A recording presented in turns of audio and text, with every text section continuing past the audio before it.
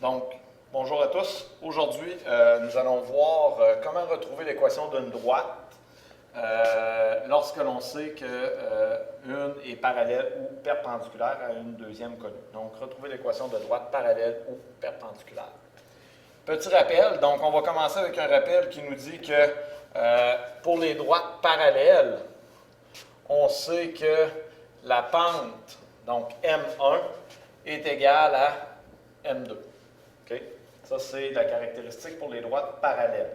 Si on va pour maintenant les caractéristiques des droites perpendiculaires, donc droite perpendiculaire, on sait que M1, donc la pente de la droite de l'équation 1, multiplié par la pente de l'équation 2, me donne un résultat de moins 1.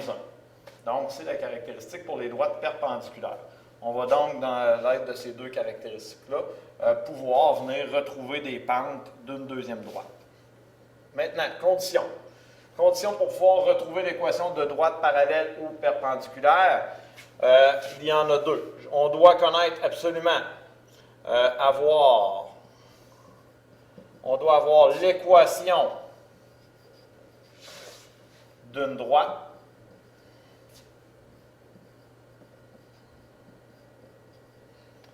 et on doit avoir un point de l'autre droite.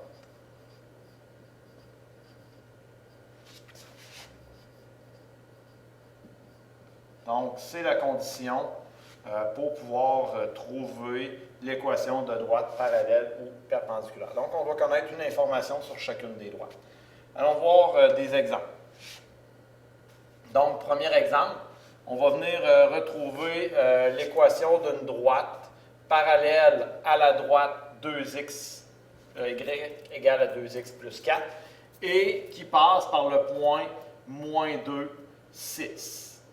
Donc, ce que ça me dit, si je me représentais la situation rapidement, donc, si je veux schématiser, je sais que j'ai une droite qui passe par le point 4 ici, puis qu'une pente montante comme ça.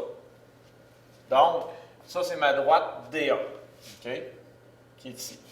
Ma droite D2, elle, va passer tout simplement par le point moins 2, 6. Donc, si je viens voir à moins 2, donc peut-être ici, je vais avoir une autre droite qui, elle, va être parallèle à la droite D1. Donc, moi, je cherche l'équation de la droite qui passe ici, D2. Okay? Donc, les étapes. 1, on va venir chercher la pente, ou si vous préférez, la valeur de M2. Donc, 1, je vais trouver M2.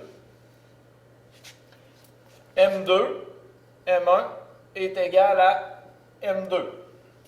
Ce qui est M1, il est ici, c'est mon 2. Donc, je sais que j'ai 2 comme pente en M1. J'aurai donc 2 comme valeur de M2. Deuxième étape, on va venir trouver l'ordonnée à l'origine. On sait que retrouver l'équation d'une droite, c'est trouver la forme y est égale à mx plus b. Donc, trouver le b. Donc, on vient chercher tout simplement l'équation de base, y égale à mx plus b. Okay. Donc, c'est bien de trouver b de D2. Okay. Faire attention.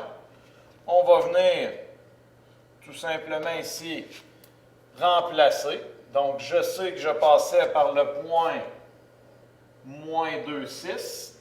Donc, je viens remplacer y par 6. M, j'ai trouvé que c'était 2. Et moins 2 comme valeur de x. On va écrire comme faux. Donc, moins 2 plus b. Et je vais venir isoler mon b. Donc, j'ai moins 4 plus b égale à 6. J'ai donc comme valeur de b 10. Tout simplement. Donc, final, donc l'équation D2 ou Y2 sera 2x plus 10. Et j'ai terminé. Allons voir un deuxième exemple. Donc, cette fois-ci, on va venir chercher l'équation d'une droite, mais par rapport à une droite perpendiculaire.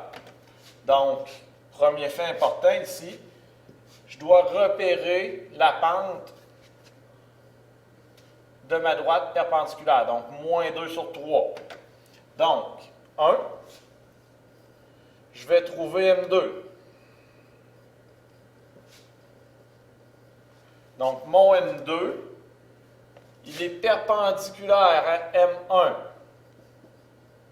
Donc, M1 fois M2 doivent me donner un résultat de moins 1. Donc, je viens remplacer tout simplement. J'ai moins 2 tiers comme valeur de M1. Je vais remplacer M2 par, je vais laisser tout simplement M2.